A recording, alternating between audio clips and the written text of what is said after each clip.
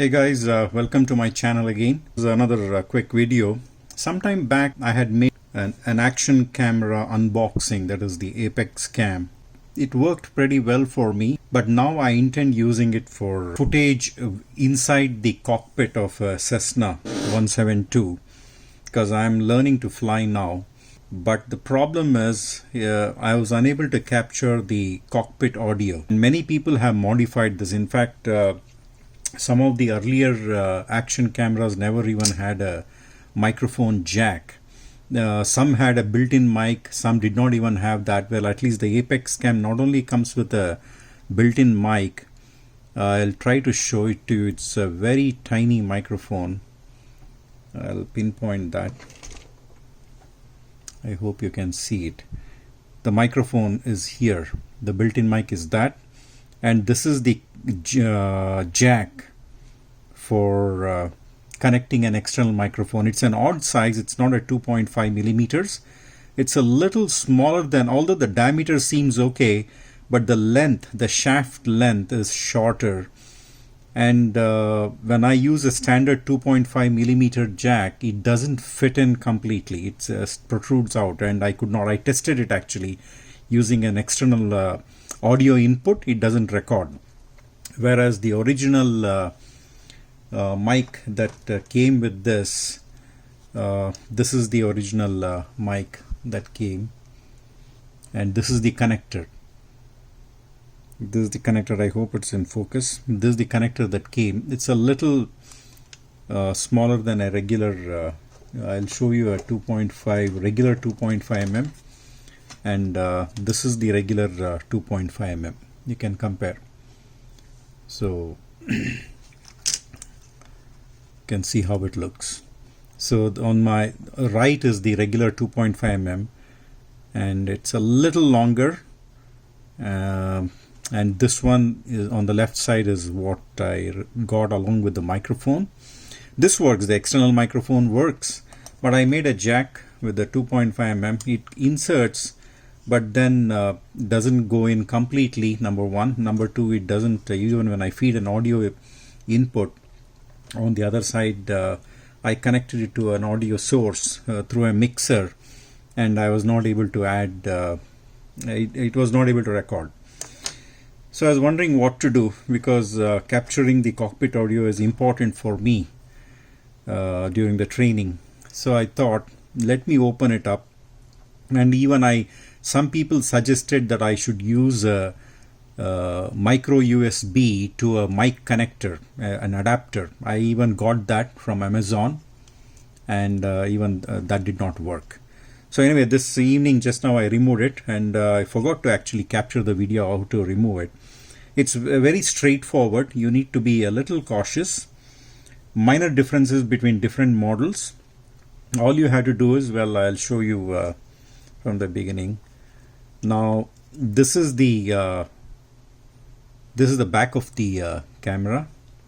Of course, we have the power. This is the trigger. Anyway, I'll use that. So this is the top, and this is the back of the camera, and this is the front. So essentially it is this way. It goes this way. So you need to, I used a guitar pick. I had a guitar pick, so I just inserted it and slowly, some people they use their nails, but I used this to pry it open, and then it came off without any I was able to get it out without breaking any of these tabs. You can see. So it came off. And in fact, I started the other way around. Many people, they open this way and then start wondering how to open this side. But since I had seen some helpful videos on YouTube, I decided to open this. All I had to do was, at the back, you will have this thing stuck. This thing is stuck on the back, and you need to pry this open. Thankfully, I managed to open it without any damage, because I used a surgical knife to pry open one part a little bit, and then inserted the pick, and then slowly started sliding it across the edge, the peripheral, this one, and it just came off. So this came off. It is just glue stuck, and then we had the LCD there. So LCD ribbon was attached to this connector here. So here you can see, yeah, it was attached here to this one. I just had to open this and then pull out the LCD. So LCD came off, and then I had to wiggle this out from the back to the front. So essentially it comes out from the front, but I had to slowly push it, and then the whole thing came off. So now it is out. In fact, I didn't have to even open this one. In some of the cameras they open this part, but I didn't have to actually. I didn't have to even remove it from the original place. Anyway, so now it is off, and I'm thinking now this is the speaker. This is the small speaker which is there, and so now I have to do something about this connector, because of course the space is too limited. I don't have any space to mount a regular 2.5 millimeter socket. Now I have to figure out what connections come here, and I think because this also is so tiny, so miniature, at the same time it has a built-in switch. That means when you plug in an external microphone, the internal mic gets disconnected. Internal mic gets disconnected, and that means it has a switch. Now I have to figure out what the connections are. I saw under the microscope, I don't see any connections here. So essentially these are the connections here. I don't know whether you can see. So there are 1, 2 and 2 on the other side, and of course this seems to be the ground connection.